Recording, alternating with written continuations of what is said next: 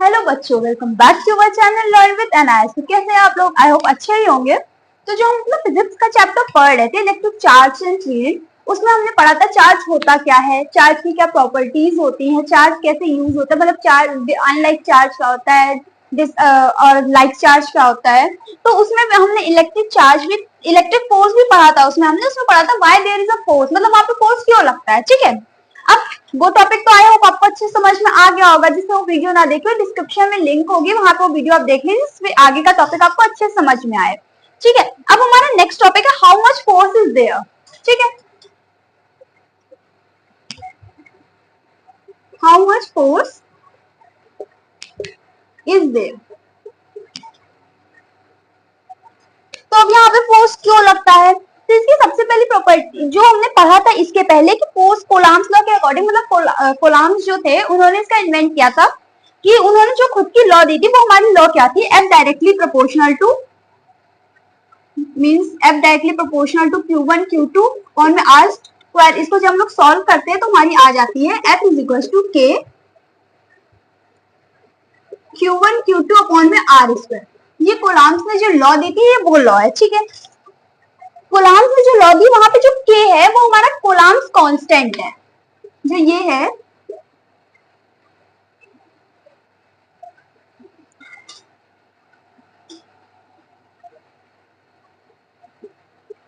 Coulomb's constant है। ये के तो उन्होंने बोला है कि जो के हमने दे रखा है कोलाम्स कांस्टेंट है, और जो इसकी एसआई यूनिट है, जो के की एसआई यूनिट है वो हमारी होगी 9 into 10⁻⁹ Newton metre square.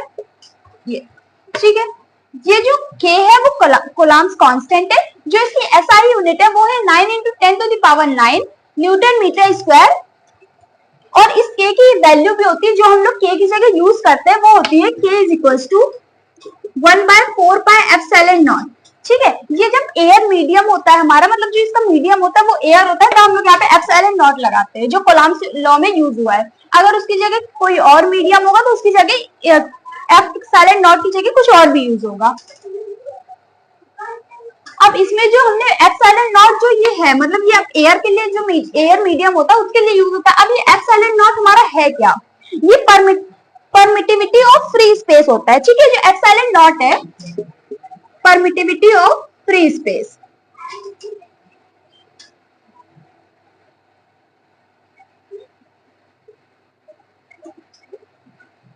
Free space, ठीक है, ये epsilon not permittivity of free space होता है।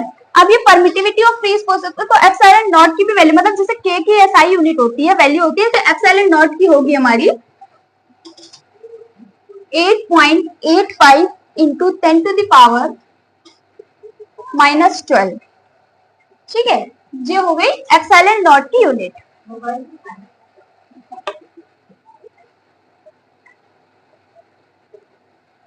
ये हमारी के की है और ये हमारे एप्सिलॉन नॉट की वैल्यू है। अब इसकी प्रॉपर्टीज में आते हैं हम लोग। ये तो समझ में आ गया कि यहाँ पे फोर्स कितना लगता है, कैसे लगता है और इसका क्या मीनिंग होता है। अब इसकी प्रॉपर्टीज क्या होती हैं।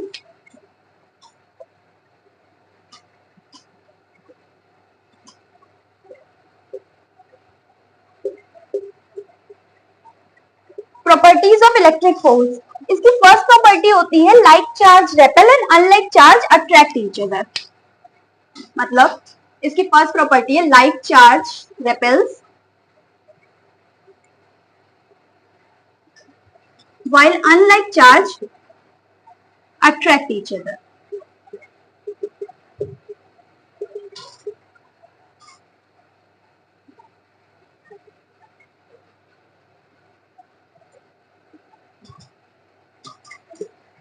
अब इसका मतलब क्या, मतलब जो like charging, suppose positive positive charge है, एक या दो ऑब्जेक्ट्स हैं, दोनों में पॉजिटिव चार्ज है, तो वो एक दूसरे को रेपेल करेंगे, मतलब वो एक दूसरे को अट्रैक्ट नहीं करेंगे। उसी जगह एक चार्ज हमारा पॉजिटिव है और एक हमारा नेगेटिव है, तो वो एक दूसरे को अट्रैक्ट करेंगे, मतलब लाइक चार्ज होते हैं वो रेपेल हो जाते हैं, अनलाइक चार्ज अट्रैक्ट हो जाते हैं। सेकेंड है फोर्स इज कंजर्वेटिव।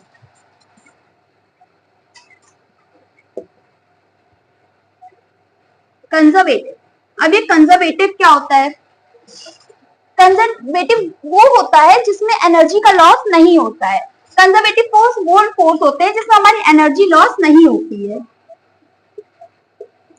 लॉस नहीं होती है, ठीक है। और इसके लिए हम पोटेंशियल एनर्जी को डिफाइन भी कर सकते हैं, इन्हीं फोर्स के लिए पोटेंशियल एनर्जी डिफाइन हो सकती है।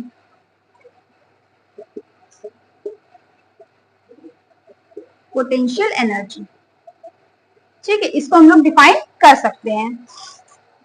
ये तो हो गया कि फोर्स कंजर्वेटिव होते हैं। कंजर्वेटिव क्या होता है, एनर्जी लॉस नहीं होती, पोटेंशियल एनर्जी डिफाइन हो जाती है। इसकी थर्ड प्रॉपर्टी है force is central.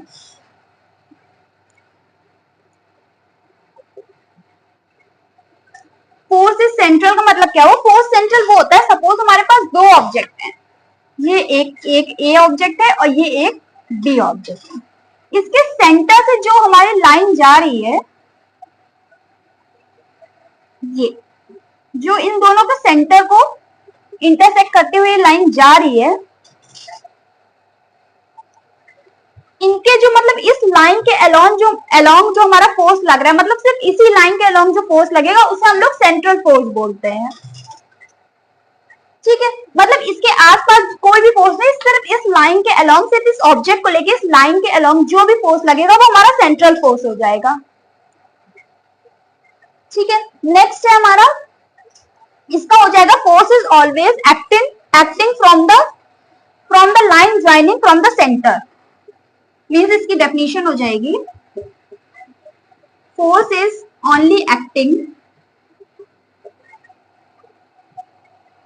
along the line joining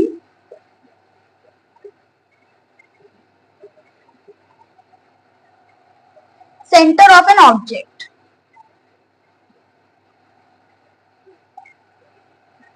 ठीक है। मतलब वही लाइन वो फोर्स है, ये मतलब वही लाइन उस ऑब्जेक्ट और उस लाइन के अलोंग जो फोर्स लगेगा वही हमारा सेंट्रल फोर्स होगा।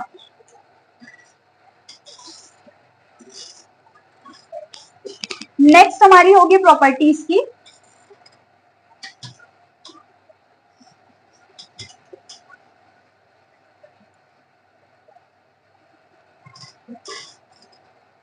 Force acting in action reaction pair.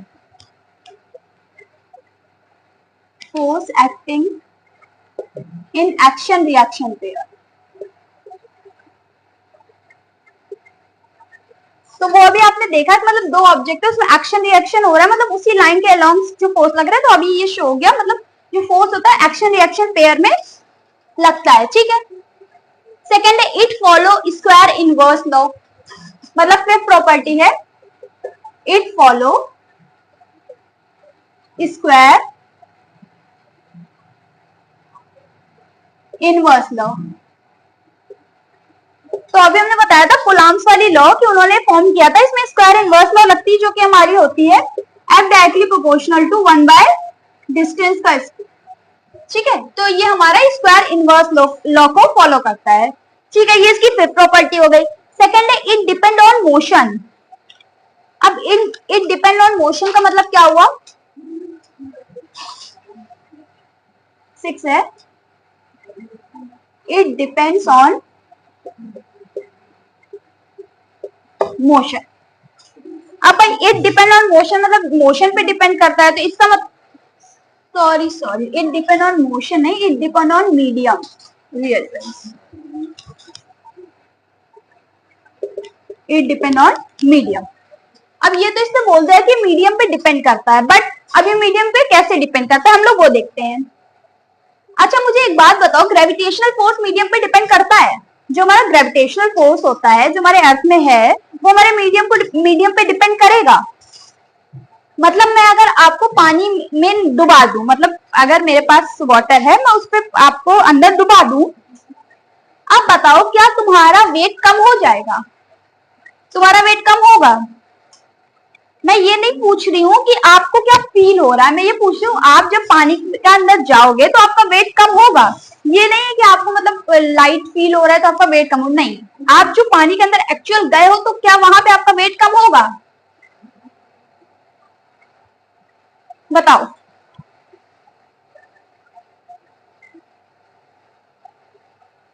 मतलब सपोज देखो वो तो वेट आपका कम नहीं होगा। आप सपोज करो अर्थ आपको मतलब जो अर्थ आपको खींच रही है, अर्थ आप पे जो फोर्स लगा रही है क्या वो फोर्स कम होगा? मतलब आप अगर पानी के अंदर गए, अर्थ में जो अर्थ आप पे फोर्स लगा रही, मतलब अर्थ आपको अपनी तरफ जो खींच रही है, वो फोर्स क्या कम हो जाएगा? मतलब ग्रेविटेशनल फोर्स वेट जो है वो मीडियम पे डिपेंड नहीं करता, वो वेट आपका मतलब जो फोर्स लग रहा है वो आप पे कम नहीं होगा। मतलब अगर दो चार्ज हैं वो एक दूसरे को खींचते हैं तो उनके बीच में अगर वो एयर में है तो वो दूसरा लगेगा, दूसरा फोर्स लगेगा। अगर वो दूसरे मीडियम पे तो वहां पे मतलब फोर्स अलग अलग लगने लगते हैं। तो जो ग्रेविटेशनल फोर्स का वेट है, जो ग्रेविटेशनल फोर्स वेट है वो हमारे मीडियम पे डिपेंड नहीं करता है, क्योंकि आप जब पानी के अंदर गए आपको लाइट फील हुआ, बट जो अर्थ आपको खींच रही है अपनी तरफ, जो फोर्स लगा रही है वो उतना ही लग रहा है। ठीक है, हाँ ये हो सकता है कि आपको फील हो रहा है कि आप हल्के हो, बट वहां पे फिर पॉइंट फोर्स लगने लगता है। ठीक है, वो अलग बात है, मतलब वहां पे फिर पॉइंट फोर्स आ गया, ग्रेविटेशनल फोर्स की बात नहीं रह गई। ठीक, आज जो आपको भी अभी उससे फोर्स से खींच रहा है, मतलब जो अर्थ आपको अभी उस फोर्स से खींच रही है, जो ग्रेविटेशनल फोर्स लगा रही है, उस फोर्स से जो आपको खींच रही है। अब यहाँ पे क्या होता है, जब वो चार्ज एक दूसरे, मतलब ऐसे तो हो गया कि वो फोर्स लगा रही है, अब यहाँ पे क्या होता है कि जो दो चार्ज होते हैं वो जब एक दूसरे को खींचते हैं या एक दूसरे को रेपेल करते हैं। ठीक है, जब एक दूसरे को चार्ज फोर्स लगाते हैं खींचने के लिए, मतलब अगर वो अट्रैक्ट हो रहे हैं तो एक दूसरे खींचने के लिए जो फोर्स लगा रहे हैं वहां पे, अब उसको हम मीडियम, मतलब अगर हमारे पास सपोज एक मीडियम है, हमने इस मीडियम पे उस चार्ज को रखा तो यहाँ पे वो फोर्स अलग लगेगा। अगर हम उस चार्ज को दूसरे मीडियम पे रखते हैं तो वहां पे फोर्स अलग लगेगा, मतलब वहां पे फोर्स अलग अलग हो जाते हैं।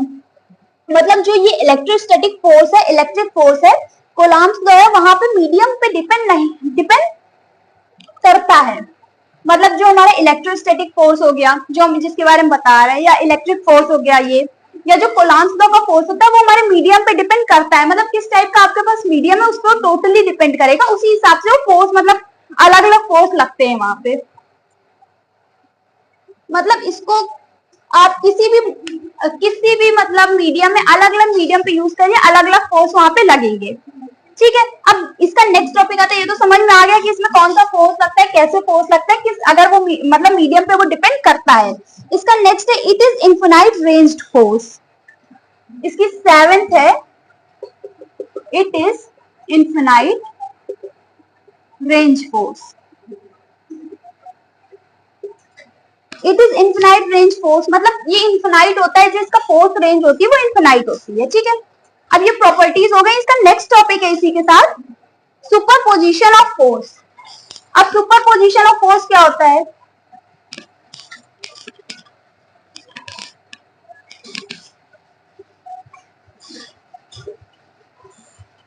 नेक्स्ट आ जाएगा इसका टॉपिक सुपरपोजिशन ऑफ फोर्स।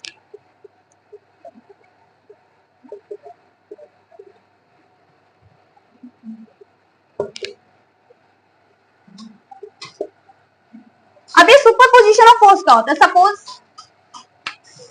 आप ये हो, ठीक, आप क्यों नॉट हो, आप आपका भाई आता है सपोज, वो आपको आगे चिल्लाने लगता है, मतलब दिन भर कोई काम नहीं करता, दिन भर रील्स देखता है, मतलब आपके ऊपर उसने फोर्स लगाया, ठीक, वो Q1 हो गया। अब उसी के साथ आपकी मम्मा भी आ गई, उन्होंने भी कहा हाँ मैंने इसको काम दिया था, इसने अभी तक नहीं किया, वो भी फोर्स हो गया। फिर उसी के साथ आपके डैडी भी आ गए, उन्होंने भी आपको डांटा कि हाँ मैं भी देखता हूँ, मैंने कल इससे बोला था टीवी ऑन कर दो, इसने टीवी नहीं ऑन किया था, ये वो बात, मतलब पूरा उन्होंने आपको सुना दिया, तो उन्होंने भी आपके ऊपर फोर्स लगाया। अब जो तीनों ने मिलकर आपके ऊपर फोर्स लगाया, ये Q1 हो गया, जो मम्मा थी आपकी वो Q2 हो गई, ये Q3 हो गया। मतलब ये जो सबके फोर्स, तो ये मतलब बेटा ये जो आप तुम्हारे ऊपर जो सारे फोर्स एक साथ लगाएंगे, मतलब इन्होंने जो फोर्स आपके ऊपर लगाया, इन्होंने जो फोर्स आपके ऊपर लगाया, इन्होंने, मतलब ये जो तीनों मिलके जो आपके ऊपर फोर्स लगा रहे हैं वो ऐड हो जाएंगे। मतलब जो इसका F नॉट निकलेगा, F नेट निकलेगा, मतलब इसका जो वो F1 vector plus F2 vector plus F3 vector, मतलब इनका वेक्टर ऐड हो जाएंगे, मतलब वो टोटल होके हमारा वो जो निकलेगा, इसका टोटल होके वो फोर्स निकलेगा।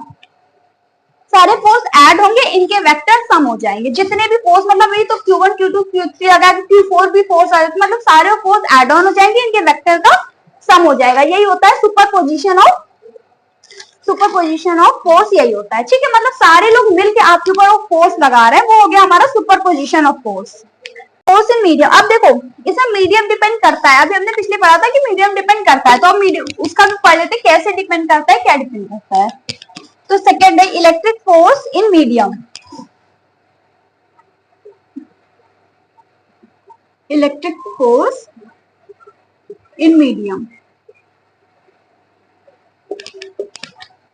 अब देखो क्यों मीडियम पे डिपेंड करता है ये, क्योंकि जो इसका कांस्टेंट है के है वो 1/4 पाई एप्सिलॉन नॉट है।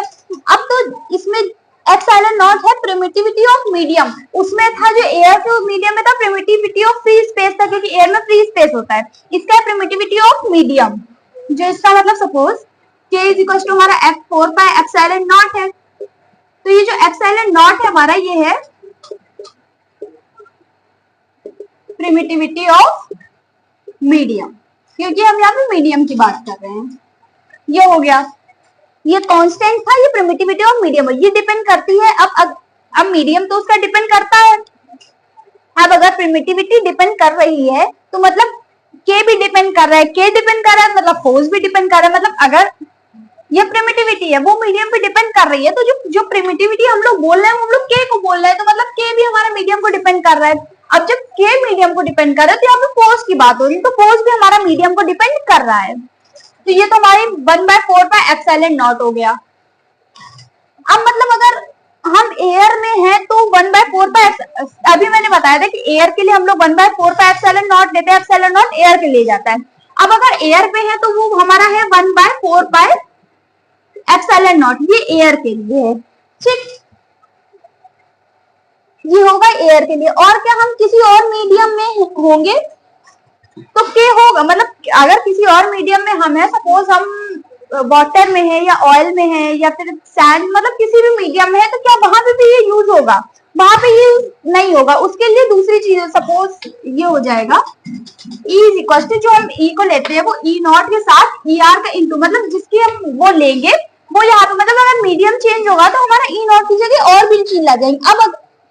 अब ER क्या है, उस मीडियम का रिलेटिव परमिटिविटी है, मतलब ER उस मीडियम का रिलेटिव परमिटिविटी है, मतलब उस एयर या वैक्यूम या जो भी हमारे पास फ्री स्पेस होता है उसके रिस्पेक्ट में कितना गुना ज्यादा परमिटिविटी लगता है, ये उसका है। देखो ये ER क्या है, मतलब जो भी हमारे पास मीडियम है उसके रिस्पेक्ट में हमारा कितना परमिटिविटी वहां पे लग रहा है, ठीक है, तो ये उसका हो जाएगा। तो अगर हमारे पास दूसरा मीडियम हो तो उसके लिए हम लोग यूज करेंगे K is equal to 1/4 pi epsilon naught और ER, ये हमारा कोई और मीडियम की प्रिमिटिव उसके लिए यूज हो जाएगा। मतलब अगर एयर का प्रिमिटिविटी एप्सिलॉन नॉट है, अगर कोई भी मीडियम है जिसका ER मतलब प्रिमिटिविटी 2 है, मतलब अगर हमारे पास 2 मीडियम है तो उसमें हमारी 2 प्रिमिटिविटी लगेगी, ये तो एयर के लिए हमारी होगी तो वो तो लगेगी ही लगेगी, ठीक है।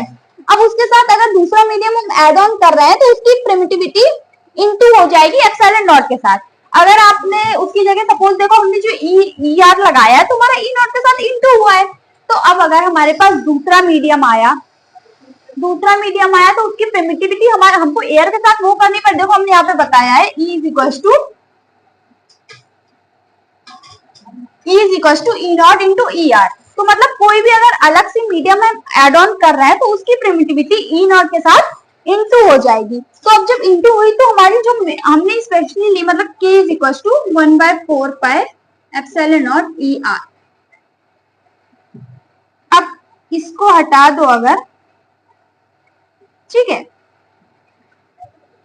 E नॉट, ठीक है, इसको अगर हम हटा दें तो इसको हटा करके इस पूरे को हम K बोल सकते हैं, तो ये हमारा हो जाएगा K is equal to K by E naught. मतलब अगर खाली E नॉट को हटाएं तो इस पूरे को हम K बोल सकते हैं, K को ही हम रिप्रेजेंट कर रहे हैं, मतलब K को ही बोला जाता है, तो अब इस पूरे को K तो हम बोल सकते हैं।